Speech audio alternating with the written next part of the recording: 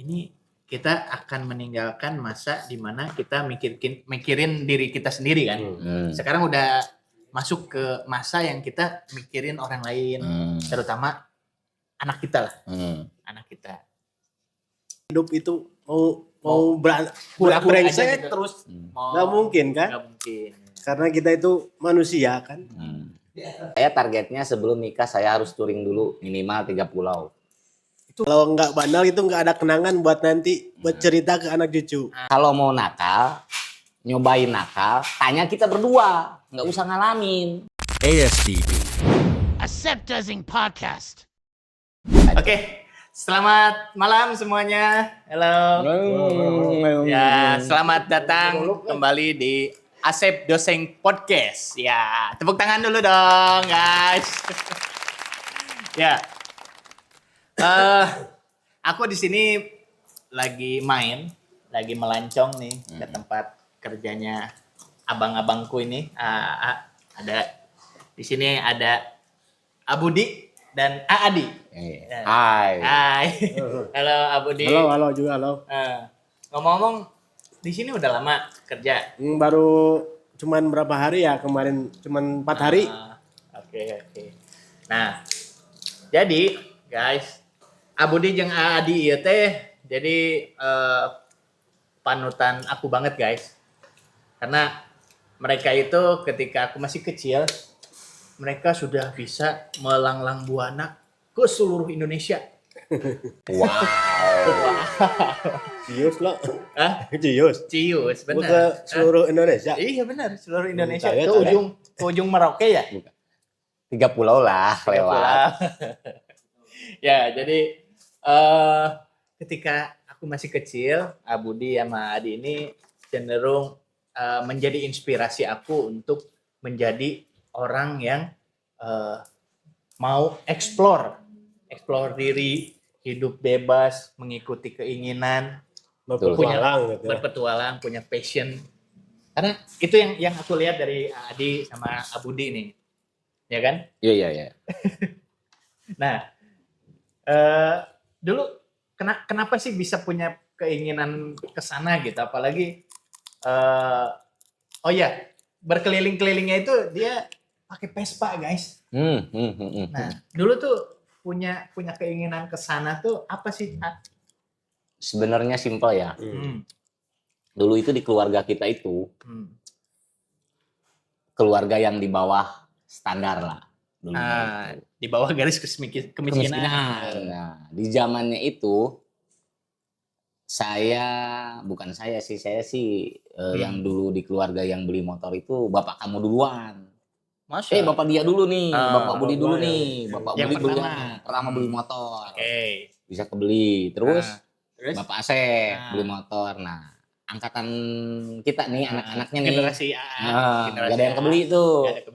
Gak ada kebeli karena nggak berani kredit waktu itu. Belum ada kali. Kredit. Ya ada mah, udah bapaknya Asep tuh kredit tuh Supra tuh dulu itu. Nah, singkat cerita nih ya. Saya tuh dari SMP mau ke STM tuh ceritanya. Yang lain tuh kan naik motor tuh. Pasti. Ada yang pakai Satria lah, Kristal tuh dulu wah lagi mahal lah gitu ya. Udah paling tinggi lah ya. Ceritanya saya dikasih tuh uang, pengen minta motor karena dibandingin zamannya saya itu motor yang paling murah itu motor apa? Motor Vespa. Paling murah tuh itu motor Vespa. Makanya masuklah ke Vespa itu ya, di situ. Iya. Jadi bukan karena passion amat awalnya. Bukan. Karena memang dulu kan saya juga yang punya uangnya itu nenek. Nah, nenek ngasih saya tuh Vespa. Nah, awalnya tuh dari situ. Jadi harga kendaraan yang paling murah itu zamannya saya tuh Vespa. Akhirnya disitulah berkendara sering. Sampai akhirnya punya keinginan untuk berkeliling waktu itu perjalanan ke Papua atau mungkin di Vespa kan mungkin touring dulu gitu. Itu dari pertama beli berapa lama tuh bisa ikut-ikutan touring gitu teh? Punya Vespa itu saya dari kelas 1 STM lah ya. Itu masih nggak punya SIM loh. Betul. Posisi sekolah jauh lah, saya dulu sekolah di Ujung Berung. Karena saya sempat sama bapak saya diingetin. Lamun mana rek baong, ulah ngerakeun kolot. Makanya saya minta sekolah yang jauh. Ulah di lembur gitu Ya iyalah, minta sekolah yang jauh. Terus? Nah, dari awal jauh itulah mulailah mandiri. Karena kan ngontrak di situ, berangkat sekolah sendiri. Jangan nambah-nambah saudara, jadi banyak saudara. Nah, ternyata dari Vespa ini itu ada istilahnya yang dibilang satu Vespa sejuta saudara. Di komunitas Vespa itu satu Vespa sejuta saudara. Nah, dari situlah banyak saudara lah dari Vespa itu. Tapi kita nggak ikut klub ya. Kita itu independen. Aku yang sendiri. ikut klub. Ya, yang ikut klub ya si Adi aja yang ikut klub karena aku nggak ikut klub. Karena aku buka jalur dulu. Independen. Aku buka jalur, aku yang ikut klub, baru paham ini. Nah, dari situ baru Budi yang ikutin. Sampai saya juga yang nyariin Vespa buat dia. Dia juga dikasih duit sama bapaknya, suruh beli motor. Biar memudahkan mobilitas. Iya, tapi karena zamannya Vespa yang paling murah, ikut dia juga beli Vespa. Nah, dari situlah sama-sama punya kegemaran yang sama. Gitulah. Kalau singkat ceritanya dari touring, karena saya ikutan klub, jadi ada teman di Garut lah, saya main ke Garut. Ada teman di Tasik, saya main ke Tasik, termasuk ke Jakarta. Nah, dari situ saya punya mimpi ya. Apa tuh? Pengen hidup baik kan? Betul. Saya punya rencana. Punya mimpi ingin ada di taraf hidup yang lebih baik lah. Nah, jadi istilahnya sebelum nikah, saya punya misi nih. Karena saya di dunia Vespa, saya pengen tuh touring dulu tuh sebelum nikah. Karena kebayang kalau saya sudah nikah, terus pengen touring. Susah Kan? Nah, dari situ saya mulai touring tuh sendiri bareng teman. Ceritanya ya saya nggak nyampe keliling Indonesia, cuman nyampe Bima, NTB. Sendiri, udah sendiri ya. Udah touring itu sendiri. Karena kita bisa naik Vespa, keluarga itu nggak ada yang bisa naik Vespa. Baru Adi doang. Iya, saya, Budi, jadi bapak saya nggak bisa, adik saya nggak bisa, jadi ya bebas lah pakai itu Vespa. Fun fact guys, aku aja bisa pakai motor itu gara-gara awalnya diajarin pakai Vespanya Adi di sawah, di jalan sawah itu sambil miring-miring kan. Vespa kan mesinnya di samping kan, berat sebelah kan, jadi agak miring-miring gitu kan. Nah, ya jadi kayak gitu yang aku gambarkan di ingatan aku masa lalu tuh, ini abang-abangku ini luar biasa banget ya, beruntung gitu, malah merasa beruntung. Ngelihat ini tuh bisa menjalani kehidupannya tuh sesuai passionnya aja gitu, tanpa ada hambatan orang tua. Nah, jadi itu yang menginspirasi aku untuk hidup bebas, menjalani kehidupan sesuai keinginan. Saya juga ngedukung nih buat ponakan-ponakan semuanya bebas aja, karena di keluarga kita itu ya begitulah. Yang penting ada jalur baik lah, nggak melenceng dari jalurnya. Memang tapi di keluarga kita tuh masih ada sistem otoriter ya. Keluarga kita tuh masih sistem otoriter. Itu beda, itu yang otoriter tuh bapakmu aja. Bapakmu otoriter, bapakku tidak. Oh gitu. Ya, nah itu beda banget guys. Jadi beda banget sama kehidupan aku. Nih, kenapa tujuannya aku pengen wawancara Adi dan Budi ini, pengen tahu nih sudut pandangnya, lebih baik mana sih ketika kita muda itu,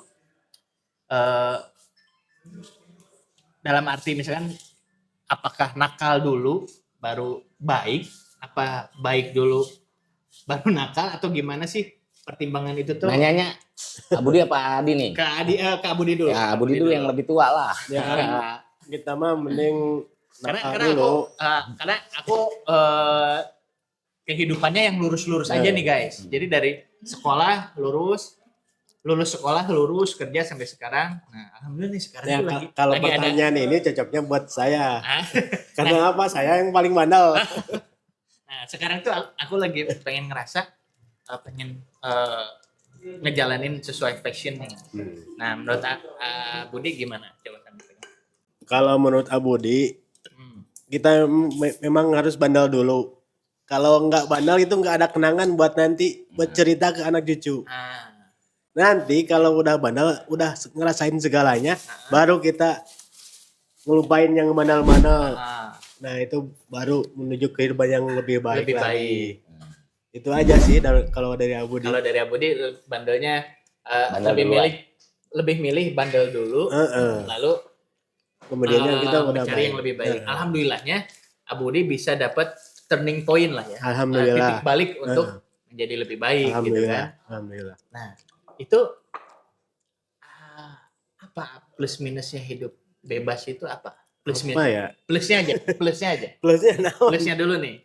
Sebenarnya kalau Abudi sama Adi itu dari dulu gini. CS. Bukan CS ya, ada chemistry yang cocok. Karena di mana ada Adi, di situ ada Budi. Rumahnya disebutnya pahit manisnya kayak depan. Karena jalurnya dia itu sama saya itu satu jalur, termasuk kayak berpespa gitu ya. Ini satu jalur gitu, berpespa. Cuman memang kalau dibilang lu sama gua tuh tuaan siapa ya? Ya sama lah. Lahiran berapa? 84. Aku 84. Aku 85. Beda setahun lah. Tuaan dia ya. Nah ini balik lagi. Jadi plusnya apa coba? Kuncinya dia tuh di saya. Plusnya apa ya? Coba. Kuncinya dia itu di saya. Jadi kuncinya dia itu di saya karena mainnya itu selalu bareng. Nah ya kan. Nah coba berarti Adi dulu ya. Plusnya apa tuh? Makanya jawabannya sama tetap. Kalau kita berdua nakal tuh duluan. Dicobain nakal dulu, dihabisin tuh masa nakal, baru titik balik. Oke. Baik, ya. Tapi saran nih Bud ya, buat ponakan-ponakan kita yang lain, kalau mau nakal, nyobain nakal, tanya kita berdua, nggak usah ngalamin.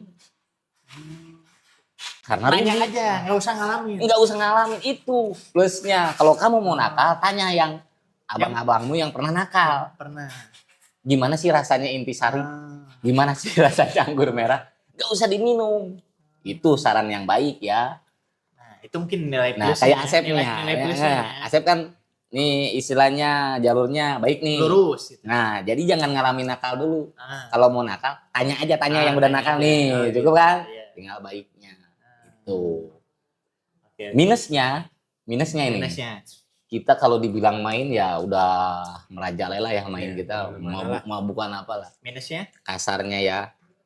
Dapat pengalaman. Plusnya itu dapat pengalaman yang lebih. Betul, dibanding orang lain. Ya, karena ya ponakan-ponakan lainnya. Bukannya apa ya, posisinya lingkupnya di situ, di kampung di situ. Kalau kita kan nggak di kampung. Di kurung batok aja gitu ya. Ya. Karena yang tadi bilang saya ingat omongan bapak saya itu kalau mau nakal jangan di kampung, jangan bikin malu orang tua, makanya di luar lah kita nakal, nggak bikin nama baik orang tua ini. Nah, baik lagi ke minusnya itu tadi. Minusnya kita kan plusnya tuh punya pengalaman. Betul. Minusnya pengalaman itu nggak jadi duit. Itu. Udah. Iya kita nih punya nih pengalaman nih banyak, lu touring kemana, lu pengalaman banyak ya. Beneran bisa kepotong. Ketemu orang tuh banyak, kita ketemu orang ini teman banyak, giliran mau kawin, nggak bisa pakai pengalaman. Tetap aja. Budaya mahal gitu. Rupa. Jadi coba saya aku rekap dulu ya. Jadi disimpulin sama Asep. Kesimpulannya adalah kehidupan baik itu nakal dulu ataupun ya lurus-lurus aja itu sebenarnya saling melengkapi. Yes. Saling melengkapi. Hanya kalau untuk merasakan minusnya itu yang kata Adi, nggak perlu dirasain. Nggak usah dirasain. Nggak perlu kita melewati itu. Nggak usah nyemplung ya, nggak usah nyemplung. Karena udah pasti minus. Tanya aja nih ke yang berpengalaman gitu. Karena kalau untuk idealnya mah harusnya ya Adi sama Abudi juga pengennya mah lurus ya gitu ya. Idealnya mah. Biar ada chemistry. Bukan chemistry, biar ada progres hidup yang tadi skala yang lebih baik. Tapi pilihannya balik lagi kan, hidup itu pilihan ya. Iya. Pilihannya mungkin waktunya lebih pengen dipakai untuk diri sendiri dulu. Yes. Itu awal kayak gitu sebenarnya. Iya.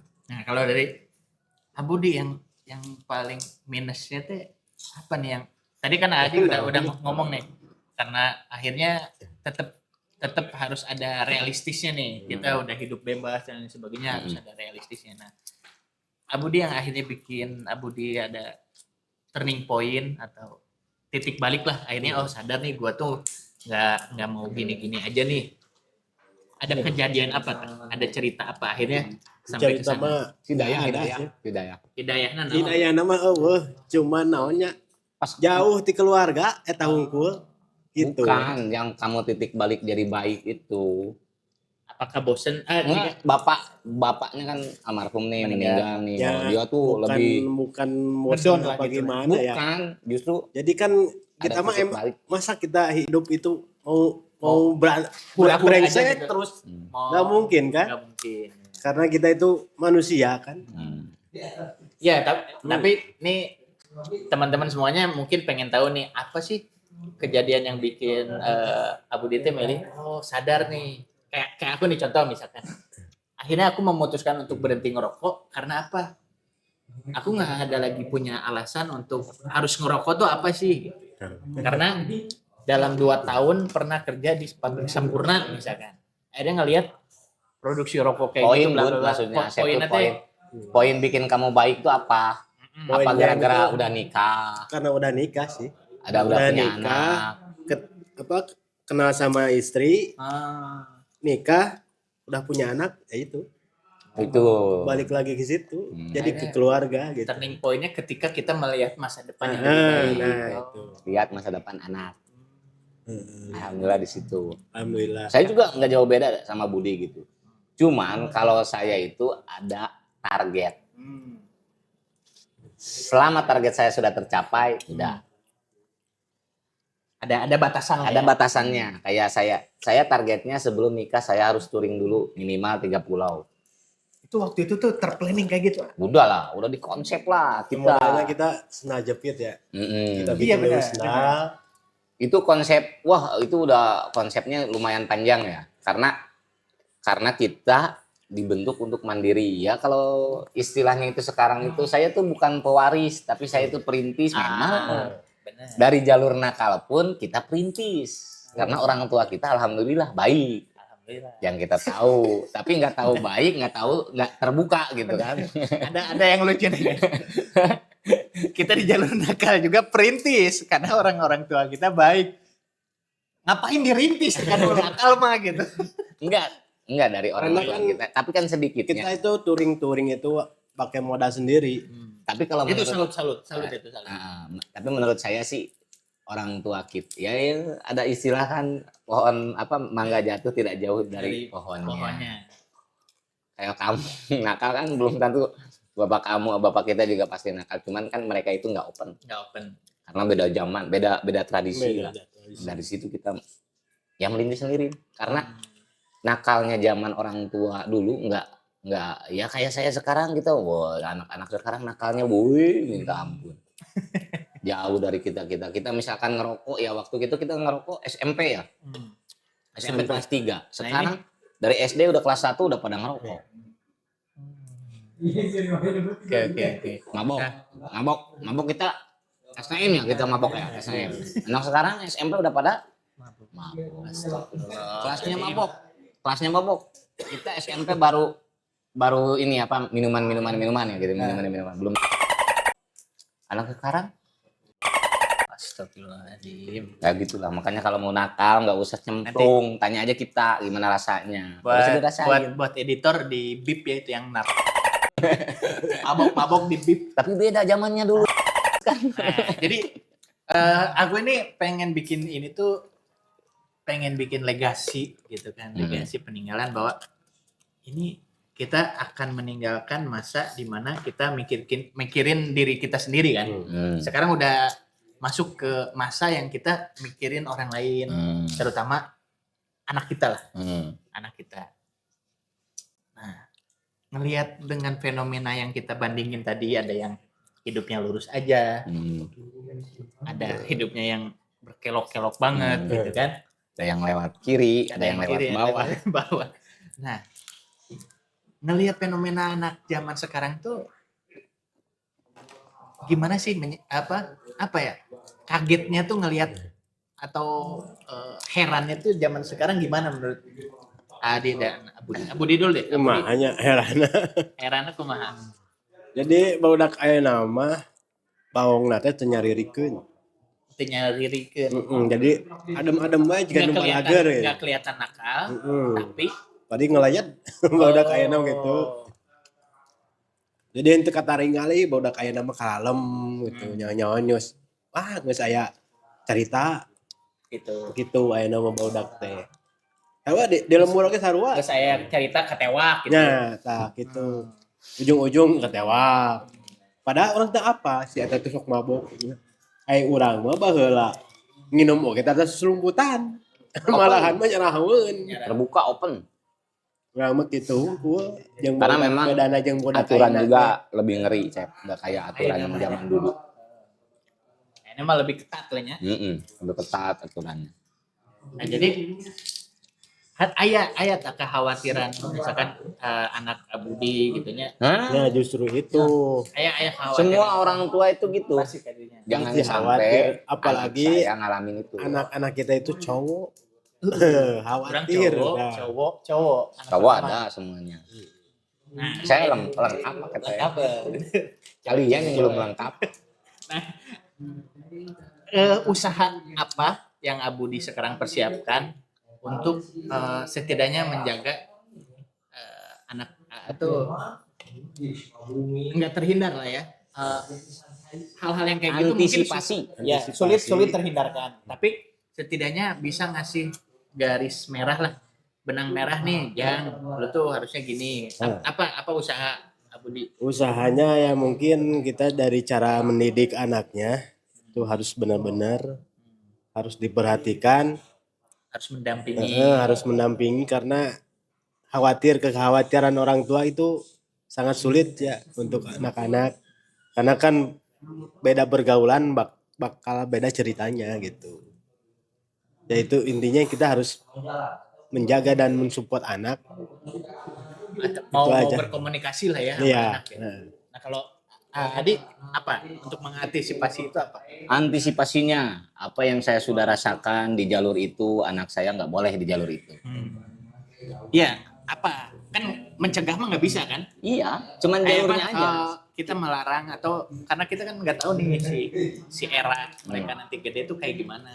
Iya, upaya apa nih sekarang? Pendidikan dari mulai sekarang tuh kayak dulu saya maaf aja ya, dulu saya sekolah tuh SDN negeri, SMP negeri. Giliran anak saya nggak usah negeri lah, MI. Agama, spiritual. Betul, karena mungkin saya yang pengalaman saya rasakan itu saya kurang agamanya nih, religinya kurang nih. Makanya dimasukin ke madrasah ibtidaiyah. Iya, itu anak saya tuh. Jadi arahnya itu pokoknya karena saya sudah mengalami di jalur minus, makanya anak saya tuh nggak mungkin kan minus, saya jalurnya plus. Itu SD saya negeri ya, anak saya harus MI. Udah dicas dulu dari awal nih. Iya. STM saya nih, dulu kan saya STM nih, anak saya harus pesantren. Masya Allah. Amin, mudah-mudahannya doainnya. Amin. Nah, Abudi juga gitu, rencana sama, pengen gitu. Rencana sih gitu, sama. Kita ngejauh apalagi beda. Pesantren dekat, deket di rumah. Ada di Bunijayu, Bunijaya. Bunijayu. Tuh, deket ayah pesantren, cuman gimana tergantung anak sih. Kalau orang tua mah ya pas pengen di situ. Kita juga nggak maksain juga, cuman ya mudah-mudahan ya ikhtiar. Nah, ayeuna mah yang tadinya aku tuh terinspirasi nih dari mereka, malah sekarang giliran aku mau nyoba bebas, malah ini udah jadi lebih apa dewasa apa? Iya, beda jalur lah. Beda jalurnya. Jangan lihat setelannya ya. Ini setelan nggak bapak-bapak, anak muda. Anak muda ya. Tapi jiwa tuh harus bapak. Lihat nih. Bajunya dulu dong. Apa nih? Anak muda tapi jiwanya bapak nih. Asian value, bro. Politik abis, bro. Politik abis, politik terstruktur. Ya. Kayak gitu Asep. Oke, udah dapat poinnya. Udah dapat Asep Doseng poinnya? Poinnya udah dapat. Jadi intinya kalau pesan dari saya itu segala yang negatif nggak usah dirasain, tanyain aja. Termasuk kalau kamu mau nanya, ya kita sharing aja, tanya-tanya. Jadi ada yang pepatah bilang, guru yang terbaik itu adalah yang pengalaman. Betul. Harus mengalami dulu, baru praktek. Bukan maksudnya harus mengalami dulu nih. Ya kayak gini lah istilahnya. Kalau kamu mau usaha misalkan ya, kamu misalkan usaha Doseng mau usaha ternak lele. Sebelum Doseng praktekin ternak lele, lebih baik nanya dulu yang sudah pernah karena dia udah tahu nih jadi baik buruknya yang dilakuin dia udah tahu, sukses enggaknya. Makanya kalau guru, pengalaman yang terbaik adalah guru, itu tidak masuk di istilah mindset saya itu. Nggak usah mengalami kok, tinggal tanya dulu yang udah pernah. Kalau nggak benar ya jangan dialamin lah. Ngapain dialamin? Jadi inget kata-kata yang diomongin sama Agnes Monica. Wow. Kok jadi Agnes Monica ya? Ada videonya. Kita itu katanya nggak perlu nyobain tai kalau pengen tahu rasanya tai. Ya, tanya aja yang sudah pernah nyobain tai gitu. Gimana rasanya tai? Ngapain harus nyobain tai gitu? Ya gitulah. Gak usah lah ya coba-coba. Gak usah coba-coba, tanya aja sama yang sudah nyoba. Enak kagak? Kagak enak. Ngapain udah dibilangin kagak enak kamu cobain tuh tai. Oke guys, gitu. Itu poin-poin dari saya itu ya. Poinnya itu aja guys, benar. Buat ponakan-ponakanku yang manis, yang jelita. Kalau mau nanya, tanya gitu.